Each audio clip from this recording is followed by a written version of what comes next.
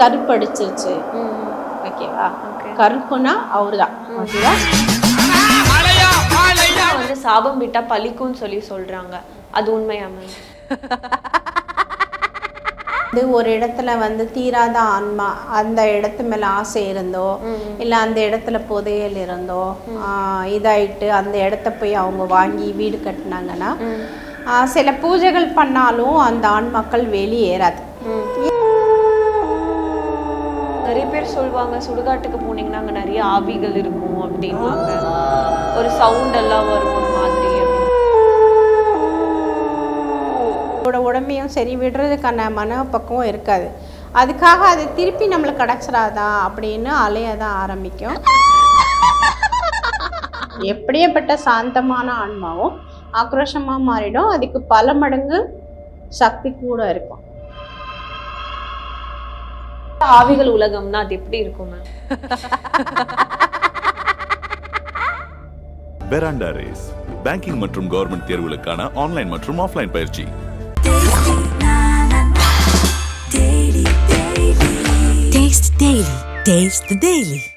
ஆன்மீக கிளிட்ஸ் நேயர்களுக்கு அன்பார்ந்த வணக்கங்கள். நம்ம சேனல்ல ஆன்மீகம் ஜோதிடம் சம்பந்தப்பட்ட நிறைய பதிவுகளை தொடர்ந்து பார்த்துட்டு வந்துட்டு இருக்கீங்க.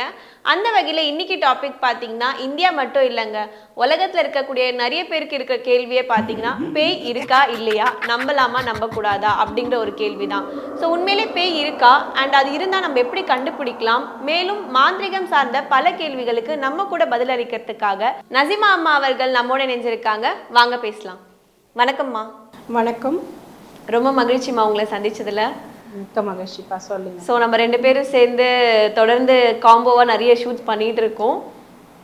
ஆன்மீக சேனல் வந்து நிறைய மக்கள் வாட்ச் பண்ணுறாங்க, நிறைய மக்கள் வந்து தொடர்ந்து வராங்க.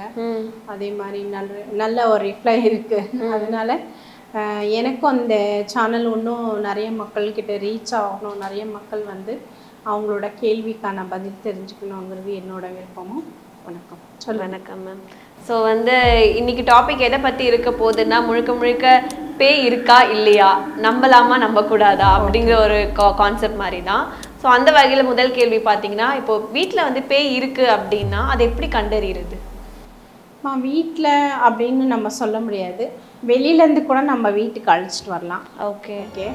அதே மாதிரி வந்து ஒரு இடத்துல வந்து தீராத ஆன்மா அந்த இடத்து மேலே ஆசை இருந்தோ இல்லை அந்த இடத்துல புதையல் இருந்தோ இதாயிட்டு அந்த இடத்த போய் அவங்க வாங்கி வீடு கட்டினாங்கன்னா சில பூஜைகள் பண்ணாலும் அந்த ஆன்மாக்கள் வெளியேறாது.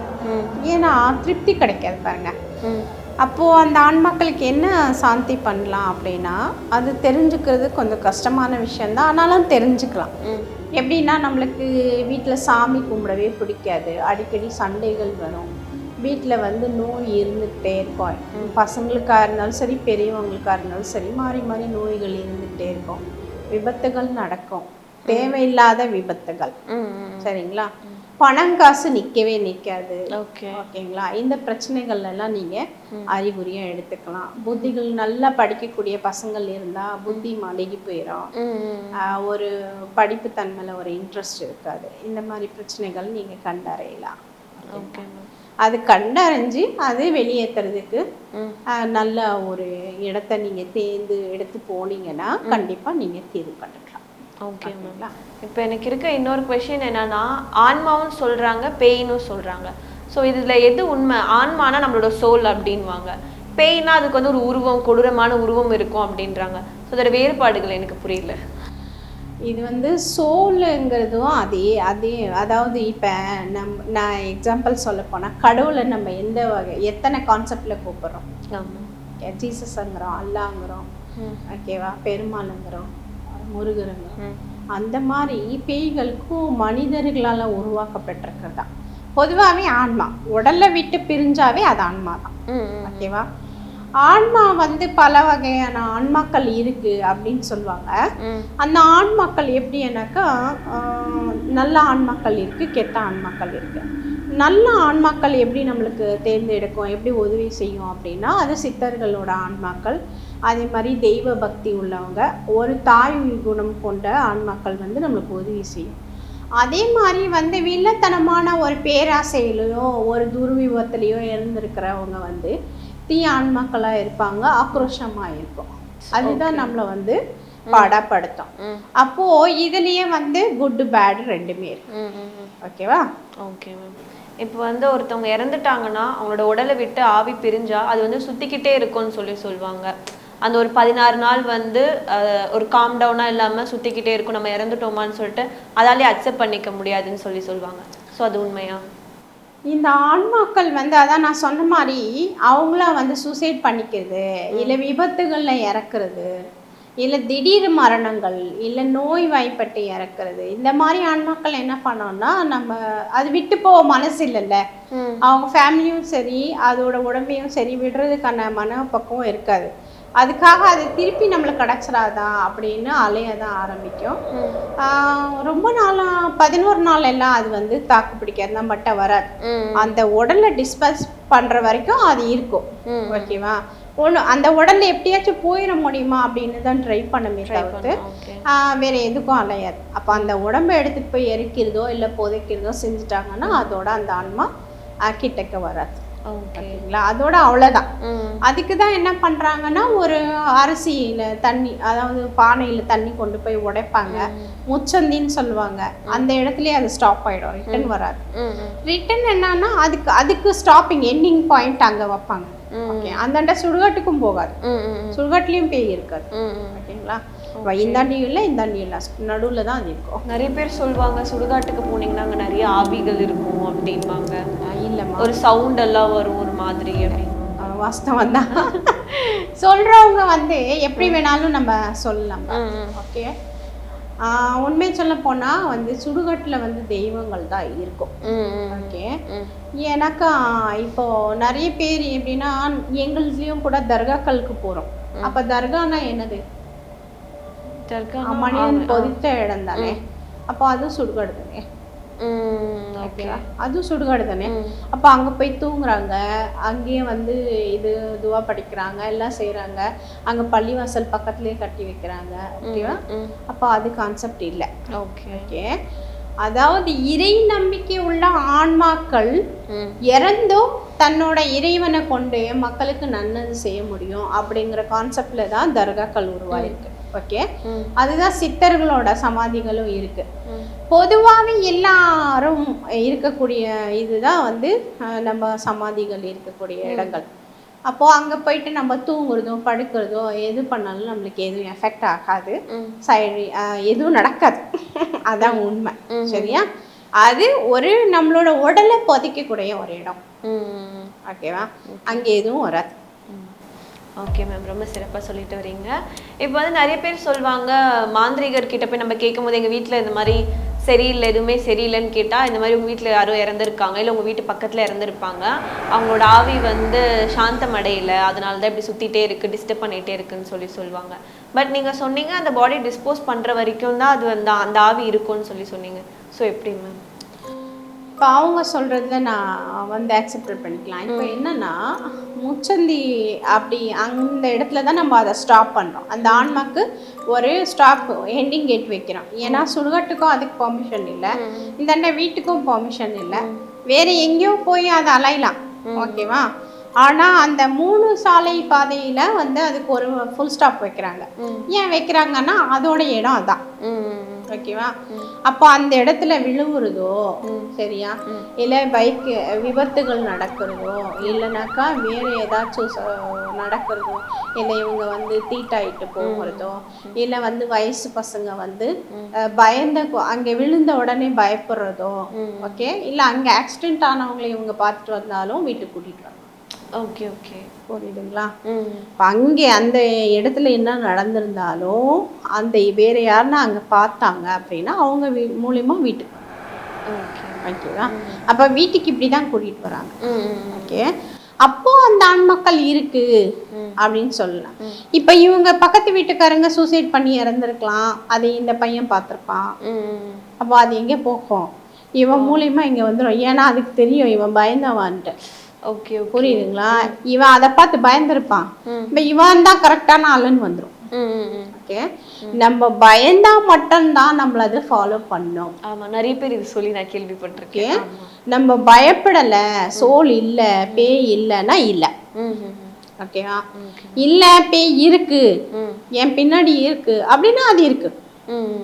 ஓகே, ஏன்னா அதுக்கு நம்மள தான் அழிப்பு கொடுக்குறோமே. இருக்குன்னு சொல்லும் போது அது வரும். ஓகே, ஏன் உனக்கிட்ட வேலையே இல்லை நீயே வரன்னா போவோம், அவ்வளோதான்.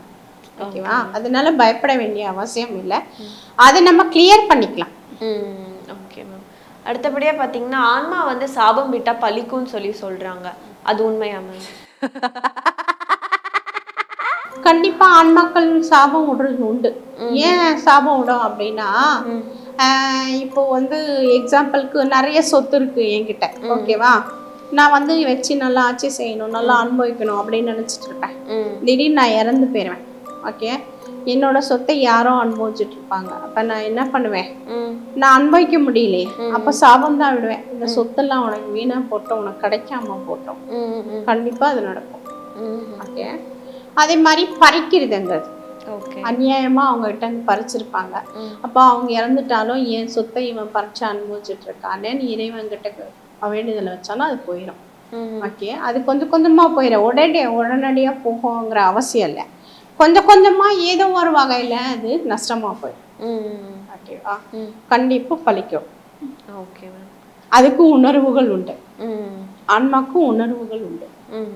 ஓகே, இப்போ வந்து ப்ரெக்னென்ட் லேடிஸ் இல்லை புதுசாக வயசுக்கு வந்தவங்க இல்லை கை குழந்தையா இருக்கவங்கலாம் அந்த மத்தியான டைமில் இந்த தோப்பு சைடு அது மாதிரிலாம் போனாங்கன்னா காற்று கருப்பை வந்து பட்டுடுவோம்னு சொல்லுவாங்க.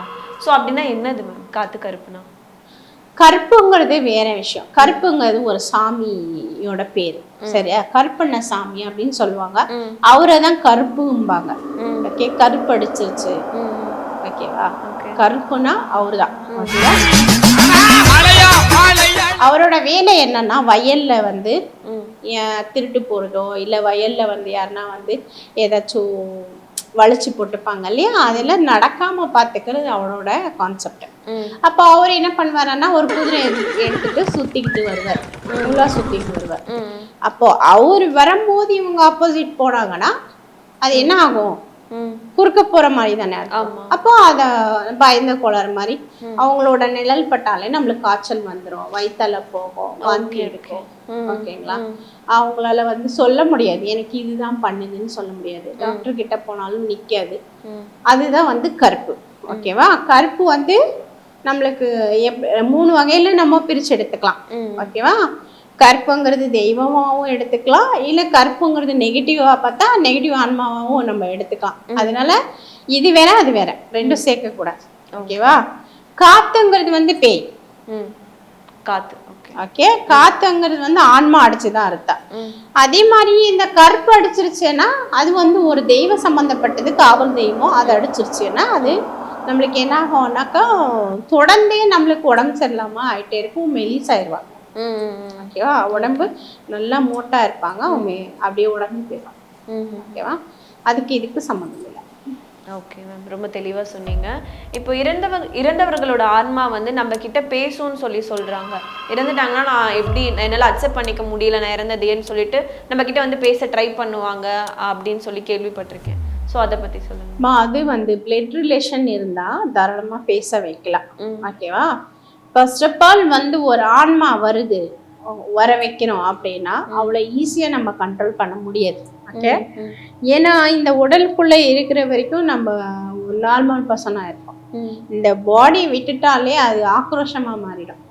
எப்படியேப்பட்ட சாந்தமான ஆன்மாவும் ஆக்ரோஷமா மாறிடும், அதுக்கு பல மடங்கு சக்தி கூட இருக்கும். இப்போ ஒரு சூறாவளி காத்துல நம்ம நின்னோம்னா என்ன ஆகும், நம்மளும் இதுவாகிட்டு தள்ளி விடுமா இல்லையா?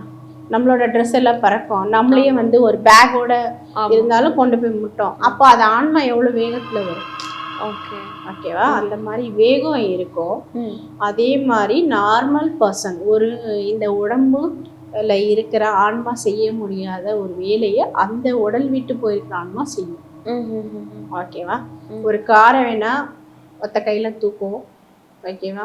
கல்ல வேணாலும் அழகா நகர்த்தி வைக்கும். சரியா? அதே மாதிரி நம்ம என்ன மனிதர்களால செய்ய முடியாத வேலையை செய்யறோம் சொல்றோமோ அது செய்யும். அப்ப நீ கன்ஃபார்ம் பண்ணிக்க வேண்டியதான். ஓகே. ஓகேவா? இந்த சிம்டம் இருந்தா மட்டும்தான் அது ஆன்மா. இல்லைன்னாக்கா அவங்க மென்டலி டிசார்டர்ஸ் அன்னி புரிஞ்சுக்க வேண்டியதான். ஏதோ ஒரு காரணத்தை கொண்டு அவங்களுக்கு தேவைகளுக்காக பேய் பிடிச்ச மாதிரி நடிக்கிறாங்க அப்படின்னு நீ புரிஞ்சு. சரியா? எல்லாரும் ஒரே மாதிரி இருக்க மாட்டாங்க. சில பேர் வந்து அவங்க வீட்டுல ஏதோ கிடைக்காம இருக்கும், அதுக்காக பேய் பிடிச்ச மாதிரி நடிச்சா எனக்கு அதெல்லாம் வாங்கி கொடுத்துருவாங்க அப்படின்னு நடிப்பாங்க. ஓகேவா? சில பேர் உண்மையா இருந்தாலும் நம்ப மாட்டாங்க. சில பேர் வந்து கணவனை அடக்குறதுக்காக பேய் பிடிச்ச மாதிரி நடிப்பாங்க. ஓகேவா? இந்த கான்செப்ட் எல்லாம் நாங்க ஃபேஸ் பண்ணிட்டு தான் இருக்கோம். ஏன்னா டெய்லி நம்ம பார்க்கும்போது அவங்களுக்குள்ள உண்மையான ஆன்மா புகுந்துடுச்சுன்னா அது வித்தியாசமான வேலைகள் செஞ்சிருக்கிறது நாங்க பார்த்துருக்கோம். அதே மாதிரி பொய்யான ஆன்மா இருக்குன்னு வரவங்களும் அதை பயந்து ஓடுறதும் பார்த்துருக்கோம். சரியா? அதனால வந்து நம்ம அந்த ஆன்மா இருக்கு பேய் பிடிச்சிருக்குன்னு வந்தாங்கன்னா அவங்கள கரெக்டா தேர்ந்தெடுத்து அவங்களுக்கு, அதாவது அவங்க இல்லை நடிக்கிறானுங்கன்னா அவங்களுக்கு தேவையானது வாங்கி கொடுத்து அவங்கள அப்படியே சமாதானப்படுத்தி வீட்டில் பேசி கிசி இனிமே இந்த மாதிரி ஃபாலோ பண்ணாதீங்க, அவங்களுக்கு தேவையான செய்யுங்கன்னு சமாதானப்படுத்தி அனுப்பி விட்டுரும். ஓகேவா? இல்லை உண்மையான ஆன்மா இருந்துச்சுன்னா அடக்கிறது ரொம்ப கஷ்டம். டைம் எடுத்து தான் நம்ம அதை கிளியர் பண்ணணும். ஓகே. அது வந்து இப்போ என்னோட ஃபேமிலிலே ஒருத்தவங்க வந்து இறந்துட்டாங்க அப்படின்னாலுமே பேசலாம், அவங்க பேசுவாங்க, அவங்களுக்கு தேவையானதுக்கு. ஓகேவா? அவங்களுக்கு என்ன தேவை? அவங்க அம்மாவை மிஸ் பண்ணிருக்கலாம், தங்கச்சி மிஸ் பண்ணிருக்கலாம், ஓகே, அக்கா மிஸ் பண்ணிருக்கலாம், இல்ல அவங்க பிள்ளைங்களையோ இல்ல அவங்க ஏதோ வச்ச பொருளோ எங்க வச்சிருந்தாங்க, யார்கிட்ட கொடுத்துருக்காங்க, எல்லாமே நம்ம சொல்லுவாங்க, தெரிஞ்சுக்கலாம். இப்ப இறந்துட்டாங்க ஒருத்தவங்க அப்படின்னா அவங்களோட ஆத்மா சாந்தி அடைய என்ன மாதிரியான விஷயங்கள் செய்யணும் மேம்? ஆன்மா சாந்திங்கிறதே இருக்குப்பா. ஓகேவா? அதுக்கு சில அதாவது ஓலைச்சொடிகளில் பார்த்தீங்கன்னா மூலிகை முறையில் ஆன்மா சாந்தி நம்ம அவங்களோட தலைமுறையில் யார் இருக்காங்களோ பிளட் ரிலேஷன் அவங்கள வச்சு நம்ம பண்ணுவோம். அதே மாதிரி இல்லை நம்ம தாத்தா பாட்டி அம்மா அப்பா அவங்களோட ஆன்மா சாந்தி அடையாம சுத்திக்கிட்டு இருக்கு அப்படின்னு ஒரு ஜாதகத்திலையோ இல்லை ஜோதிடர்களோ சொல்றாங்க அப்படின்னா அமாவாசைக்கு வந்து திதி கொடுக்க சொல்லுவோம். சரிங்களா? அதே மாதிரி விசேஷமான நாட்கள்ல அவங்க மூலியமா யாருக்காச்சும் சாப்பாடோ இல்லை துணிமணியோ அவங்க பேரால தர்மம் பண்ண சொல்லுவோம், சாந்தி பண்றதுக்காக. சரியா? அது இல்லாம மூலிகை ஓமம் மூலிகையாக நடத்துறேன். அது வந்து ஆன்மா சாந்தி. Okay ma'am. இப்போ ஆவிகள் உலகம் அப்படின்னு சொல்றாங்க. அது வந்து ஒவ்வொருத்தருமே ஒவ்வொரு கருத்து சொல்லிட்டு இருக்காங்க. ஸோ ஆக்சுவலா ஆவிகள் உலகம்னா அது எப்படி இருக்கும் மேம்? இல்லை, ஆவிகள் உலகம் அப்படிங்கிறது வந்து நானும் இது வரைக்கும் நானும் பார்த்ததில்லை. ஓகே, என்னோட அனுபவத்தில் நான் வந்து சின்ன ஒரு குட்டி ரீடிங் சொல்கிறேன். என்னன்னா எங்க தாத்தாவோட தாத்தா, ஓகேவா, அவர் வந்து கிட்டத்தட்ட நாங்கள் எல்லாம் பறக்காம கூட இருக்கலாம் அப்படின்னு வச்சுக்கோங்களேன். அவங்க சொன்னதுதான் நான் சொல்றேன். முன்னவர்கள் வாழ்ந்து நம்மளுக்கு சொன்ன விஷயங்கள், நம்ம கதைகளா கேட்டப்பட்ட விஷயங்கள் தான். ஆவிகள் இருக்குமா, இருந்தா நம்மளோட அது சேர்ந்து டிராவல் பண்ணுமா அப்படின்னா கண்டிப்பா பண்ணும். அதுக்கு உதாரணமா விவசாயம் பண்ணியிருக்காங்க, கோயில்கள் கட்டியிருக்காங்க ஆவிகள் வச்சு, இப்பவும் இருக்கு. நம்ம ஹிஸ்டரியிலே பார்த்துருக்கோம். பேய்கள் கட்டியிருக்கிற கோயில்கள், அப்புறம் பேய்கள் வச்சிருக்கிற விவசாய நிலைகள், திராட்சை தோட்டங்கள், இப்படி எல்லாமே கேள்விப்பட்டிருக்கோம். அந்த மாதிரி ஒரு விஷயம்தான் என்னோட கொள்ளு தாத்தாவோட தாத்தா. சரிங்களா? அவங்களுக்கு என்ன நடந்துச்சுன்னா விவசாயம் பண்ண டெய்லி நைட்ல போவாங்களாம். ஓகேவா? நைட்ல போவது வந்து பாதுகாக்கிறதுக்காக. இந்த இது என்ன சொல்றது, எலி பன்றி எல்லாம் வந்து எல்லாத்தையும் வேஸ்ட் ஆக்கிட்டு போயிடும்ல, அது விரட்டுறதுக்காக அவங்க போய் அங்கேயே தூங்குவாங்களாம். ஓகேவா? அப்படி தூங்கும் போது டெய்லி ஒரு அழகான ஒரு உருவத்துல ஒரு பெண்ணு வந்து உக்காரமா, அவர்கிட்ட உக்காரமா, உக்காந்துக்கிட்டு கால் கிட்ட டெய்லி எனக்கு ஹெல்ப் பண்ணுவீங்களா அந்த மாதிரி கேட்கணும். இவர் வந்து டெய்லி பாப்பாரே, இது என்ன பண்ண போகுதுன்னு தெரியலையேன்ட்டு ஒரு நாள் என்ன பண்ணாரா, நல்லா சாப்பிட்டு கவுச்சி சாப்பாடு எல்லாம் நல்லா சாப்பிட்டு சாப்பாடு பேக் பண்ணிட்டு கொஞ்சம் ஒரு நல்ல ஷார்ப்பான கத்தி ரெடி பண்ணி எடுத்துக்கிட்டு கிளம்பி போய் அன்னைக்கும் தூங்கிருக்காரு. நார்மலாக எப்பயும் போல வந்துருச்சு, உக்காந்துருச்சு. இவர் கேட்குறாரு, அது கேட்குது, எனக்கு ஹெல்ப் பண்ணுவீங்களா அப்படின்னு. இவர் திரும்பி தானே படுத்திருக்காரு. எந்திரிச்ச வேகத்தில் அதோட உச்சி முடி இருக்குமா, சரியா, கரெக்டா அந்த உச்சி முடியை கட் பண்ணி அவரோட கால் இருக்கு இல்லையா, காலை கிழிச்சு காலுக்குள்ள வச்சு அமுக்கிட்டாங்க. ஓகேவா? அமுக்கும் போதே அது என்னாச்சா, மூடிடுச்சா. அப்படி அப்போ அந்த முடிக்காக அது என்னெல்லாம் செய்யணுமோ எல்லாமே செஞ்சேன் அந்த ஒரு முடி வாங்கிருக்காரு. ஏன்னா அந்த முடி இல்லைன்னா அதோட இனத்துல அதை சேர்க்க மாட்டாங்க. அவங்களுக்கு ஒரு ரூல்ஸ் இருக்கும்ல, ஒரு டீம் இருக்கும்ல. அப்போ ஆண் மக்களுக்கு அது வந்து என்னோட முடி எனக்கு கொடுத்துருங்க, என்னை சேர்க்க மாட்டாங்க அப்படி சொல்லி அப்படியே சுற்றி சுற்றி வந்துச்சு. அப்போ அதை வச்சு இவர் நிறைய வேலைகள் வாங்கிட்டாரா. நைட்டோட நைட்டா டெய்லி வந்து போறது, அதை கொடுக்குறேன்னு சொல்றது, ஒரு வேலையை செய்ய வைக்கிறது. அந்த மாதிரி ஆளே இல்லாம பேய்கள் வச்சு விவசாயம் பார்த்தாரா. ஆக்சுவலி அது வந்து மோகினி அந்த மாதிரி சொல்வாங்களா? அது என்ன? மோகினி தான் அது. Okay okay. ஒரு அழகான தோற்றத்துல பெண் உருவத்துல வர்றது வந்து மோகினி தான்.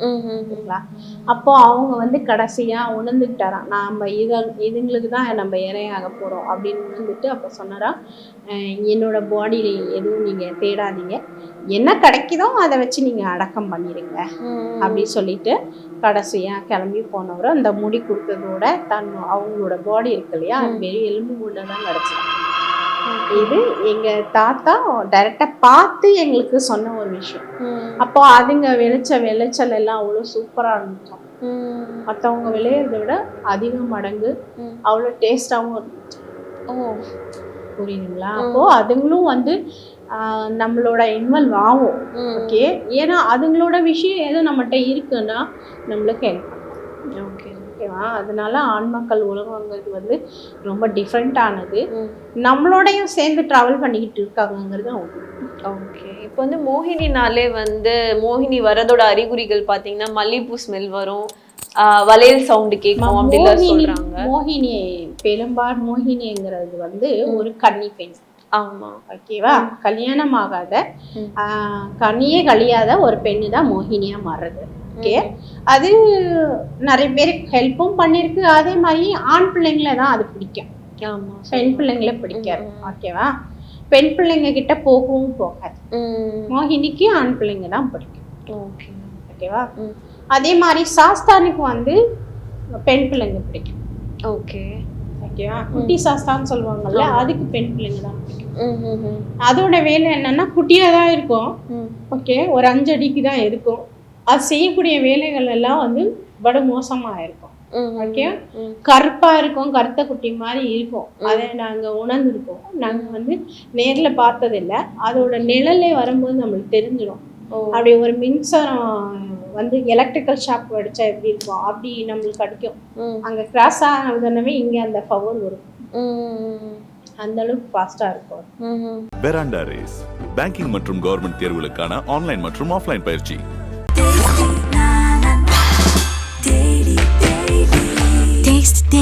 Taste the Daily.